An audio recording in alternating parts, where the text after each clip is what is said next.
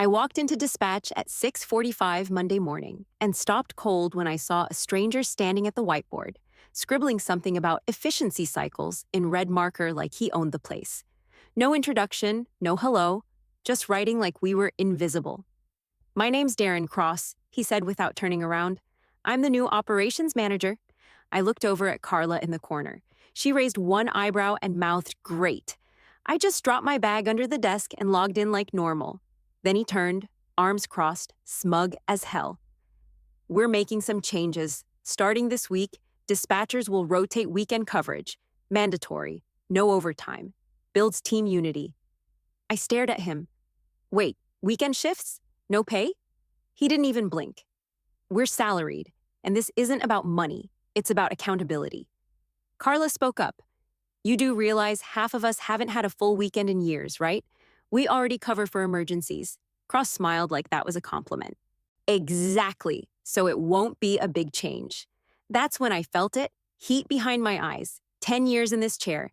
10 years of waking up at 2 a.m. because a freight line failed outside Joliet or a signal froze near Hammond.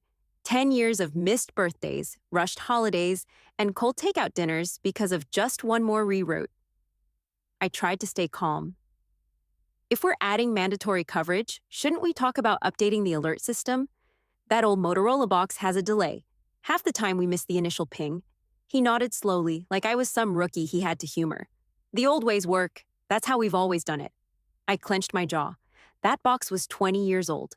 It still ran on analog radio bursts like it was 2003. There were better systems. Hell, we'd been begging for one since 2017. He moved on without another word. "Schedules are updated. Everyone check the drive. Weekend rotation starts this Saturday. Quick note, before we go further, tell us which city or country you're watching from." I didn't argue, didn't fight, but I didn't forget either. I looked over at the radio alert box mounted above the dispatch monitors. Still blinking. Still mine, technically. I'd brought it in after the old one fried during a summer brownout. It had never been company issued. No one had ever replaced it. And in that moment, with Cross lecturing about grit and shared sacrifice, all I could think about was how easy it would be to just let it fail. That same afternoon, I sat at my desk and started writing. No rants, no emotion, just facts. A formal request to replace the outdated radio box system with a mobile-based alert platform. Secure, fast, and trackable. I listed known delay incidents, missed alerts, response lags. I attached internal logs from the past 6 months showing 3 missed pings and 2 late responses that could have gone sideways if someone wasn't on standby. Sent it directly to Cross with the subject line, "Dispatch alert system, upgrade proposal." He replied 20 minutes later, one sentence, "Not in the budget." No questions, no follow-up, just that. I stared at the email, blinked twice, and hit print screen. Saved it to a folder on my desktop I titled Ignored Warnings. A week later, I sent another. This one came with a full risk assessment. I pulled numbers from past reroute events, laid out the cost in overtime, fuel, customer comp, and incident delay reports. I added projections for if just one critical alert went unanswered during a high-traffic holiday. His reply? "We'll look at this next year." No signature, not even a line break. Just that short dismissal like I was asking for a new coffee machine instead of trying to prevent a system-wide failure. So I doubled down. The third proposal was airtight. I included a case study from a regional line in Pennsylvania that ignored outdated routing systems until one failed on Labor Day weekend, cost them nearly $4 million in lost service and damage control. I outlined how our setup mirrored theirs almost exactly. I didn't even get a proper rejection that time. Just a sticky note stuck to the front of my printed report left on my chair. "Stop fear-mongering." That was it. In red Sharpie, no name, no date. I held that note in my hand for a full 30 seconds before dropping it in my drawer. I opened my folder, renamed it Shutdown Archive, and created subfolders by month. Every email, every attachment, every reply, saved, tagged, time-stamped. I backed it up to a thumb drive and emailed copies to my personal account. I knew what this was now. He wasn't protecting the system. He was protecting himself. Every suggestion became a threat. Every risk report, a personal attack. And every solution I offered, just another liability he'd have to explain up the chain. He didn't want accountability. He wanted silence. So I stopped trying to convince him. I still showed up early, did my job, double-checked every reroute. But from that day on, I played the long game. Every new shift schedule he issued without warning, saved. Every sarcastic comment in email threads, archived. Every time he CC'd the VP just to show off, documented. I didn't whine, I didn't vent. I just built my wall of proof, brick by damn brick. One Thursday morning, after a signal glitch near Galesburg caused a delay, I overheard him laughing on the phone with someone. Yeah, we had a hiccup. Dispatch caught it though. See, system still works. System? Number I caught it. Because I happened to be awake at 3:15 in the morning, watching for it. That delay would have rolled straight through without a human pulse behind it, but none of that mattered to Cross. Later that afternoon, I forwarded him a simple calendar reminder titled Alert Upgrade Revisit Date. I set it for January 3rd, no message. Just a time-stamped receipt of his next year promise. He didn't respond. I didn't need him to. By the next week, I'd shifted into autopilot. I smiled more. Nodded at Cross's morning pep talks. Helped the new guy, Tyler, troubleshoot his first reroute when the Amtrak line out of Bloomington glitched mid-transfer. Quiet, reliable, invisible. The model employee. When Carla griped about the new shift spreadsheet dumping her into a Sunday graveyard, I offered to swap. It's fine, I said. I'm used to weekends. I fixed broken macros in the roster spreadsheet. Helped edit the interlock table the junior team kept screwing up. Even brought donuts one Friday. Let Cross take the first one while he bragged about lean ops like he invented the concept. And all the while, the old Motorola radio box sat 2 feet from my elbow, humming like a time bomb nobody remembered existed. I kept it charged, kept the batteries fresh, made sure the antenna cable didn't slip behind the console. But not once, did anyone ever ask where it came from. No inventory tag, no serial registration, no company barcode. It wasn't theirs. It never had been. That box was mine. I'd pulled it from a decommissioned unit back in 2016 after the old one fried during a June heat wave. Nobody assigned it. Nobody logged it. I just wired it in so we wouldn't miss alerts. And everyone moved on like it had always been there. So I left it that way. No backup, no redundancy. Every routing alert, every failure ping, still pointed to that single radio box in Dispatch Chair 2. And no one, not even Cross, ever questioned it. Every time I glanced at it, blinking beside me, I thought about what would happen if it stopped. What would fail first? Would the overnight team even notice? Or would a broken switchback outside Springfield keep pinging an empty line while traffic backed up through 2 counties? And the best part? It wouldn't even be sabotage, just a dead battery. But I wasn't rushing it. Cross kept playing his part, strutting around with his clipboard and slogans, barking about mental toughness like we were in boot camp. He told a story in the break room once about how he used to run dispatch solo during ice storms in Denver with one eye on the map and one hand on the heater. Nobody asked him to, but he told it anyway, twice. You all have it easy, he said, jabbing his thumb toward the console. These systems are gifts. Back in my day, we used to feel the rail, not rely on beeps and lights. I smiled. Must have been fun. He didn't catch the tone. Back at my desk, I started cleaning up my folders. Archived old logs, exported key schedules, removed my name from a couple calendar events, small moves, nothing loud. Every morning, I tapped the radio side just to make sure it was still humming. And every evening, I walked out of that building with a tighter plan in my head. By Friday, the cold snap had hit hard. I spent 6 straight hours in the yard rerouting switch signals that kept freezing up near the old cargo line. My boots were soaked. My fingers were stiff through 2 layers of gloves. It was the kind of cold that got into your bones and stayed. I came back inside just after 2, headed straight for the break room coffee pot. Empty, of course. I grabbed the backup pot and walked to my desk, still half frozen, still covered in yard grit. Then I saw him. Cross. Sitting in my chair, leaned back like he owned the place, holding the printout of my latest report, updated winter contingency protocols, and laughing. Actually laughing. You wrote 4 pages about how we need faster alert confirmations, he said, flipping through like it was a joke menu. This is exactly why you'll never move up. I didn't say anything, just set the coffee pot down. He stood, dropped the report right in the trash can next to my desk. We need vision, not overthinking. You've got tunnel vision, always worried about worst-case scenarios instead of the big picture. Then he clapped me on the shoulder like we were buddies. Go home and rest. You look beat. I didn't move. Not until he walked off, still chuckling, still shaking his head like I was some overeager intern wasting paper. I looked at the trash can. My report sat right on top. 4 pages, cross-checked, formatted, footnoted. He hadn't read a single line. Something cracked. Not rage, not sadness. Just done. I finished pouring the coffee, drank half a cup at my desk without taking my coat off, then clocked out. Didn't say goodbye to anyone. At home, I opened my laptop and typed exactly 2 lines. Effective immediately, I resigned my position as senior dispatcher. My last working day will be next Friday. I sent it to HR with no CCs. Then I logged into the return checklist portal and confirmed what I already knew. The radio box wasn't listed. No tag, no entry, nothing to return.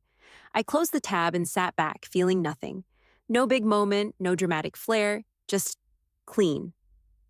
The following Friday, I packed up my desk in under 20 minutes. No ceremony, no cake, no awkward goodbyes. I boxed up a few notebooks, 2 pens I actually liked, and the radio box. Slipped it into my bag like it was just another piece of junk. No one saw. No one asked. Carla waved from her station. You heading out? Yeah, done.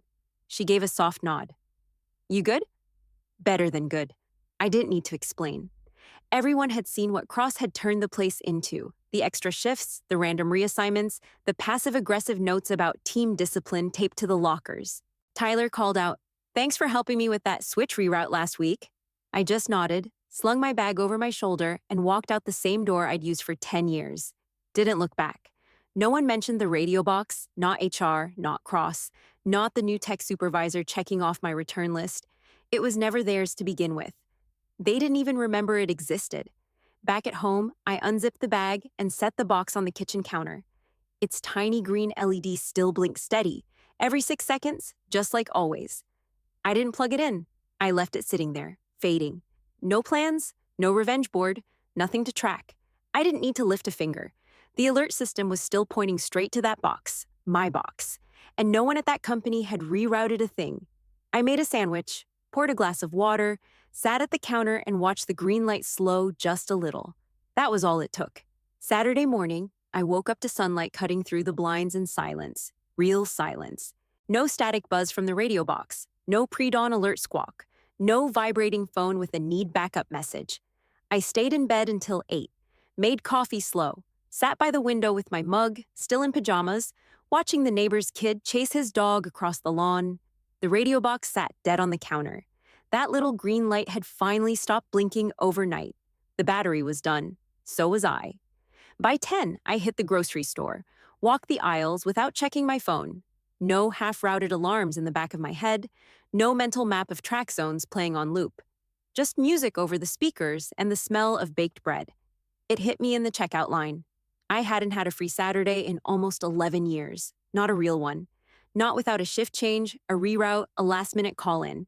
Not since I first stepped into dispatch chair 2.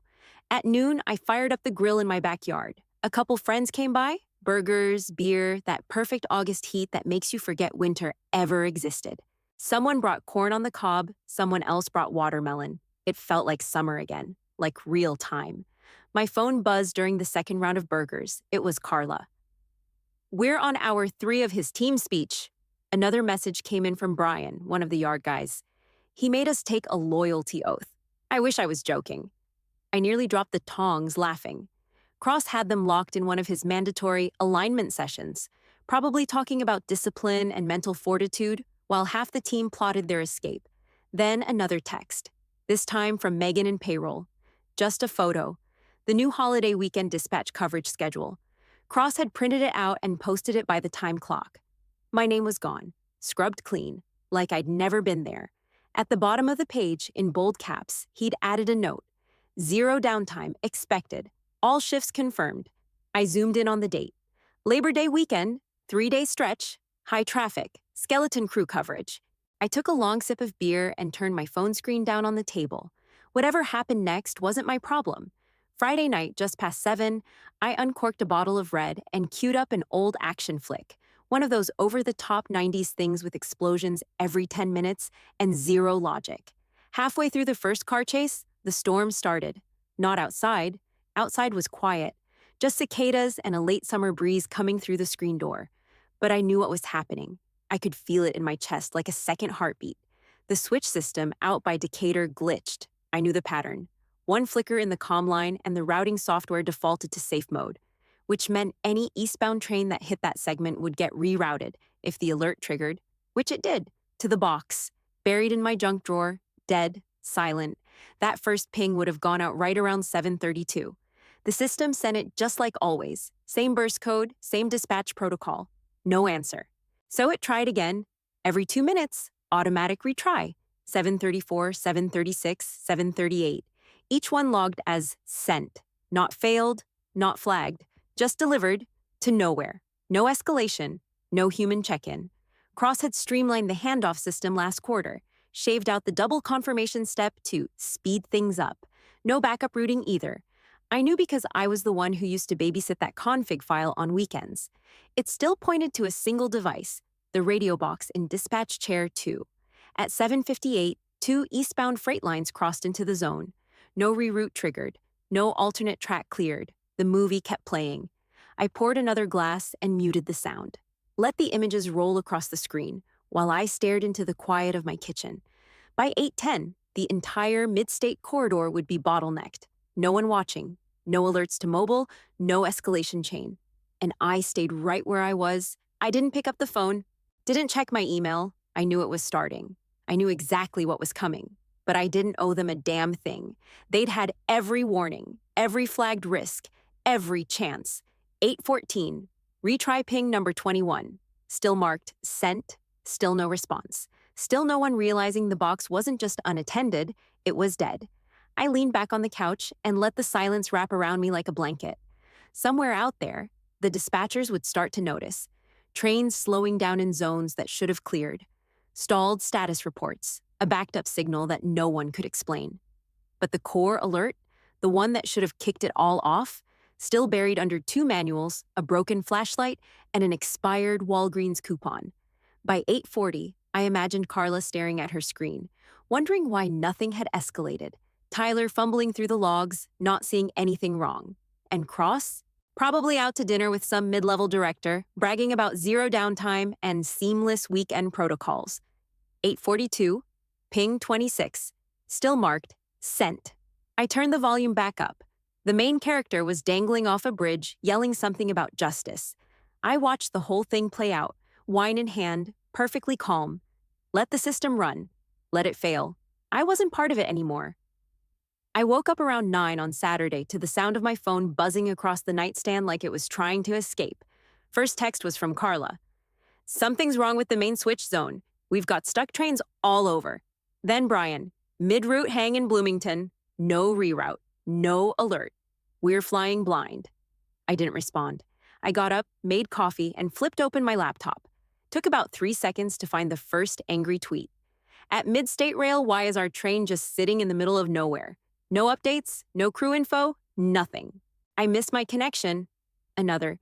Sat for 2 hours outside Decatur. No AC, no answers. Never again. And then, this is why public rail fails. Late again. Lost my meeting. Fix your system.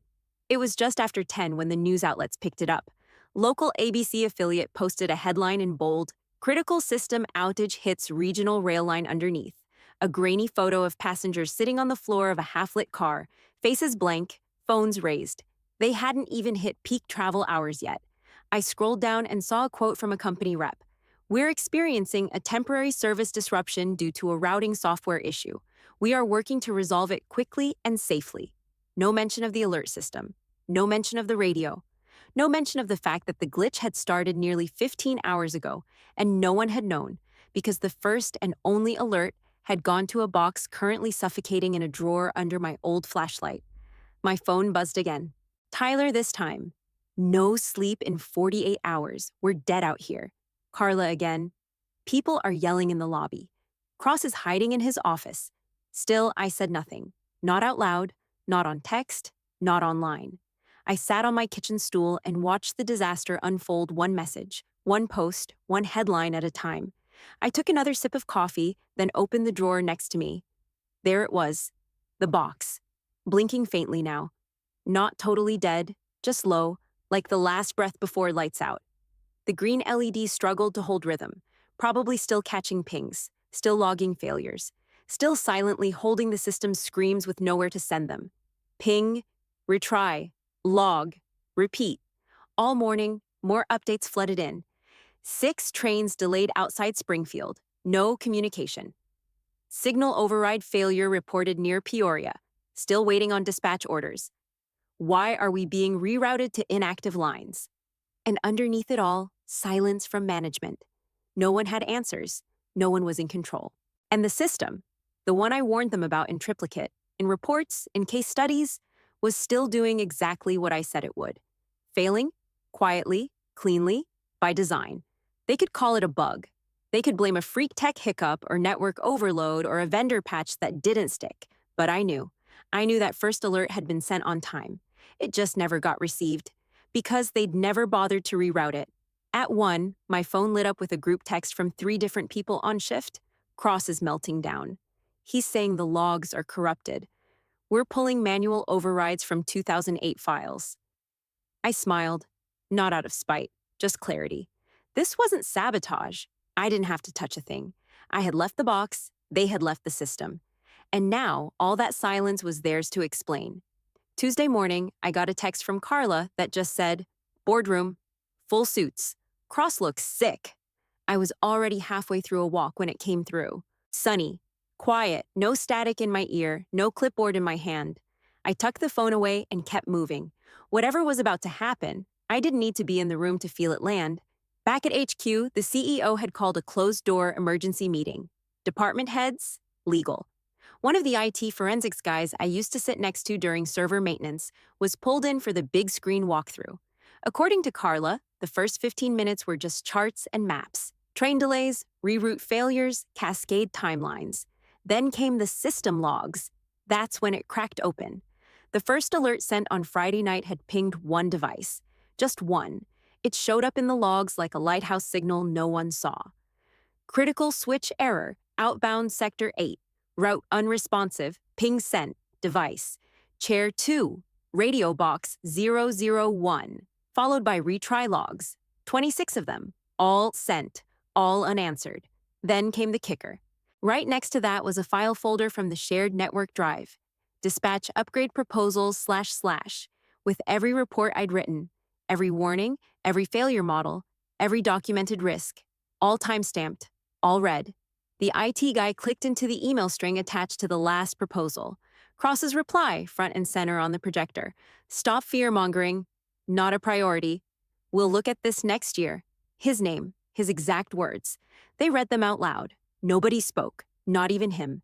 The CEO, Paul Lambert, sat at the head of the table with his elbows on the armrests, staring straight ahead like he was watching a slow-motion derailment. Carla said he didn't even raise his voice, just waited until the room was dead silent, then leaned forward. You're done here. No speech, no explanation, just that. 2 minutes later, security walked in. Cross didn't argue, didn't say a single word, just stood up, face pale, eyes down, and followed them out like a busted accountant on audit day. Carla texted again. We just watched his career end in 10 seconds flat. The report went out to every senior leader by the end of the day. Legal flagged the willful negligence in the dismissal. PR drafted a statement calling it an internal breakdown in communications oversight. They could spin it however they wanted, but inside the building, everyone knew what actually happened. He ignored every warning, every signal, every voice that tried to stop the failure, and in the end, it wasn't sabotage. It was just the system working exactly how he left it. I heard the rest secondhand. Carla called that night while I was folding laundry. They pulled his name off the org chart. His office was cleared out by 4. HR's calling it a personnel transition, but everyone knows what it was. I didn't ask for details. I didn't need them. They'd all seen it happen. Emails, logs, ignored warnings, one dead radio box with no backup. No rumor, no twist, just plain documented fact. I could picture them in that boardroom, quiet, stiff suits and fake smiles, flipping through the incident report until they hit that sentence. The one Cross wrote in red Sharpie. The one he left on my chair. Stop fear-mongering. That's the one that did it. Not my voice. His. I didn't celebrate, didn't toast, didn't text anyone back. The win wasn't loud. It didn't need to be. The truth was already buried in their system logs. I just stopped trying to carry it alone. The radio box stayed where I left it, in the drawer, tucked behind old batteries and a cracked tape measure. Still plugged in, still blinking once every 30 seconds. Barely alive. Its job was done. I poured myself a fresh cup of coffee, leaned against the kitchen counter, and watched the morning light come in through the blinds. The man who said he owned my weekends now had nothing but empty ones.